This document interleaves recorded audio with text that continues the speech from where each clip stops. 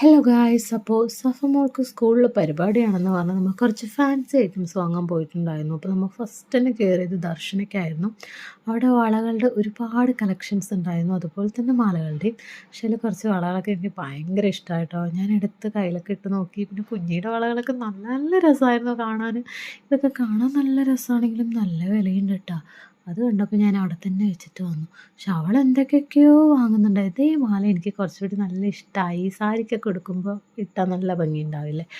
അപ്പോൾ ആ മാല കണ്ടപ്പോൾ ഞാൻ എൻ്റെ ഫ്രണ്ട് അഞ്ജുവിനെ ഓർത്ത്. അവൾക്ക് ഇങ്ങനത്തെയൊക്കെ ഭയങ്കര ഇഷ്ടമാണ്. പിന്നെ ഞങ്ങൾ അവിടെ നിന്ന് നേരെ അങ്ങനെ പുറത്തിറങ്ങിയപ്പോൾ ലിഫ്റ്റിൽ കയറാനൊക്കെ എളുപ്പമായിരുന്നു, ഇറങ്ങാൻ കുറച്ച് പാടായിരുന്നു. അങ്ങനെ പാടുമായിട്ട് ഇറങ്ങിയതുകൊണ്ട് തന്നെ ഒരു ജ്യൂസ് കുടിക്കാൻ തീരുമാനിച്ചു.